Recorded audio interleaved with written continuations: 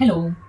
आज मुझे आपके साथ एक बात शेयर करनी थी और इसमें कहीं ना कहीं शायद एक रेमेडी भी छुपी हुई है। और इसको मैं रेमेडी की तरह ना लेकर मैं बोलूंगी, अगर आप अपना वे ऑफ लाइफ बना लें, वे ऑफ भक्ति बना लें, तो वो आपके लिए ज़्यादा बेटर रहेगा।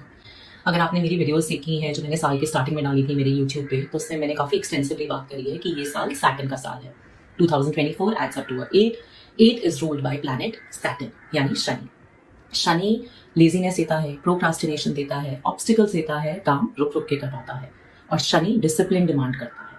उसके साथ साथ अगर हम नेक्स्ट ईयर की बात करें विच इज 2025, उसको एड अप करें, it adds up to a 9। 9 का जो रूलिंग प्लैनेट है वो है मार्स। मार्स एक बहुत ही अग्रेसिव, करेजियस एंड कहीं ना कहीं काफी इंपल्सिव एनर्जी भी है। तो ये साल हुआ शनि का साल, अगला साल हुआ मार्स का साल। अब शनि और मार्स इस साल भी मिल रहे हैं। कैसे? कंजंक्शन में। 15 मार्च से सैटर्न और मार्स की कंजंक्शन शुरू हुई है in the sign of Aquarius. Aquarius की अगर बात करें तो it is a water element, meaning पानी जैसे फ्लो करता रहता है, वैसे ही हम एक वाटर एलिमेंट को समझें कि आपकी लाइफ में चीजें बढ़ेंगी आगे। ठीक है। In fact Aquarius unlike most of the water other elements काफी ठहराव वाली एनर्जी भी है। Aquarius is also about being able to socialize, network and also being clever। अगर हम तीनों एनर्जीज को इकट्ठे समझें तो एलिमेंट जो है वो तो है फ्लोइंग एलिमेंट, कि चीजें आगे बढ़ेंगी। मगर शनि कहीं ना कहीं उनमें ऑब्स्टिकल्स लेकर आएगा, चीजें डिलेट देगा, स्लो देगा, लेजीनेस करवाएगा, प्रोक्रास्टिनेशन करवाएगा और चाहेगा कि आप बड़े ट्रेडिशनल वे में करें जो भी करें, ज्यादा रिस्क टेकिंग ना हो, ज्यादा करेजियस ना हो। और यहीं पे जो मार्स है, मार्स कहेगा नहीं, I want you to be courageous, impulsive बनना पड़े वो भी बढ़ो, अग्रेसिव हो। तो सारी एनर्जीज अगर हम देखें काफी कंफ्लिक्टिंग है। अब दूसरी स्टोरी का टाइम है। जब रावण को काफी दिक्कत आ रही थी अपनी लाइफ में, क्योंकि वो तो रूल करना चाहते थे सब कुछ, तब उनको एक एस्ट्रोलॉजर ने बोला था कि आपकी कुंडली में ना शनिदेव दिक्कत कर रहा है। We all can relate to it, right? तो रावण बीइंग रावण, उन्होंने शनि को कैप्चर कर लिया। इंद्रलोक जाके वो शनि को किडनैप करके लेकर आए और उन्होंने उसको टाई डाउन रख लिया अपनी लंका में। एंड सालों बाद जब सीता माँ को भी उन्होंने कैप्चर करा और उनको हनुमान जी बचाने गए सीता माँ को, तब उन्होंने देखा कि शनिदेव लंका में कैप्चर्ड है। और उन्होंने शनिदेव को प्रॉमिस करा कि मैं अपना लंका पूरा दहन करके आपकी मदद करने वापस जरूर आऊंगा। और फिर वो आए वापस, वो वापस भी आए।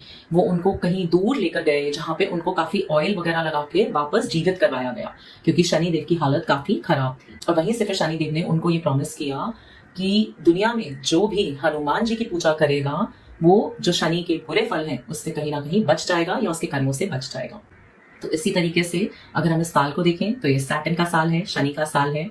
तो अगर आप हनुमान जी की पूजा करेंगे, फिर चाहे वो आप सैटरडे भी कर सकते हैं, सिर्फ ट्यूसडे ही करने की जरूरत नहीं है, क्योंकि मोस्टली हनुमान जी के लिए कहा जाता है कि मंगलवार के दिन मंदिर जाएं। मगर अगर आप शनिवार के दिन भी हनुमान मंदिर जाना शुरू कर दें तो आपको काफी हेल्प मिलेगी। अब इसी के साथ मैंने क्यों कहा कि ये वे ऑफ लाइफ बना लीजिए, क्योंकि अगला साल मार्स का साल है और मार्स एज अ प्लैनेट को भी अपीस करने के लिए, उससे बेनिफिट लेने के लिए, उसके साथ एक सिंक्रोनाइज्ड हैप्पी एनर्जी में रहने के लिए हनुमान जी की पूजा करी जाती है।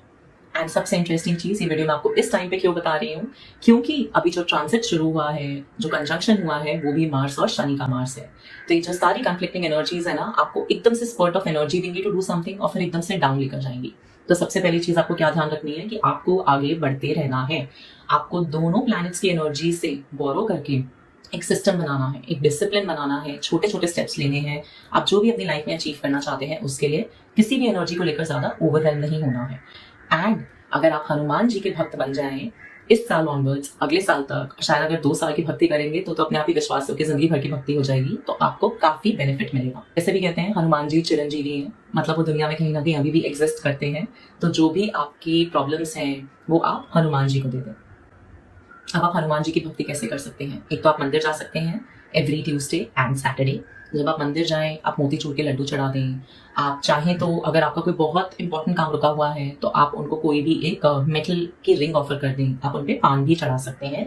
पान का सादा पत्ता चढ़ाइएगा, ज्यादा कुछ उसके अंदर डालने की जरूरत नहीं है। कुछ इंग्रेडिएंट्स जो पान में डलते हैं वो उनको नहीं चढ़ाने हैं, तो बेस्ट रहेगा कि आप बस एक मीठा सादा पत्ता पान का चढ़ाएं। एक और चीज जो आप कर सकते हैं वो ये है कि अगर आप रोज पूजा करते हैं, साधना करते हैं, तो फिर आप रोज हनुमान चालीसा का पाठ पढ़िए। अगर आप में से कुछ लोग संकल्प लेने में यकीन रखते हैं और आप में वो परसिवियरेंस है, वो विल पावर है कि आप अपना संकल्प पूरा कर सकते हैं, तो अगर आप कोई पर्टिकुलर काम चाहते हैं आपका हो जाए, तो आप 11 दिन, 21 दिन या बेस्ट रहेगा 40 दिन का संकल्प लें। एक चीज और बताना चाहूंगी, अगर हम हनुमान जी को देखें और थोड़े बहुत एक्वेरियस के ट्रेट्स भी देखें तो वो भी काफी सिमिलर है। थोड़ी प्लेफुल एनर्जी भी है, कहीं ना कहीं ठहराव है, मगर क्लेवरनेस भी है। और सच बोलो तो भक्ति सिर्फ कोई जाप करना नहीं होता, बस कोई पाठ पढ़ना नहीं होता एक बड़े बुकिश वे में। भक्ति होती है कि हम उन भगवान की लाइफ से, उनके ट्रेट से कहीं ना कहीं सीखें और उसको अपनी लाइफ में इनकॉर्पोरेट करें। तो अगर आप एक प्लेफुल बट सीरियस, थोड़ा ऑक्सीमोरॉन है ना, एक प्लेफुल एनर्जी में मगर सीरियस माने सरेंडर करके अगर आप चलते रहेंगे कि काम मुझे करना है मगर मैं उसको ज्यादा अपने दिमाग पे हावी नहीं होने दूंगा और जो अपना धर्म और कर्म है वो निभाता रहूंगा, तो आप देखेंगे कि आपको काफी ज्यादा आपकी लाइफ में चेंजेस देखने को मिलेंगे। तो शायद इस साल ऑनवर्ड से टाइम है कि आप हनुमान जी को थोड़ा अपना फ्रेंड बना लें, क्योंकि वो तो हम सबके फ्रेंड है ही, मगर हमें भी उनको एज अ फ्रेंड एक्सेप्ट करने की जरूरत है और अपनी लाइफ में लेकर आने की जरूरत है।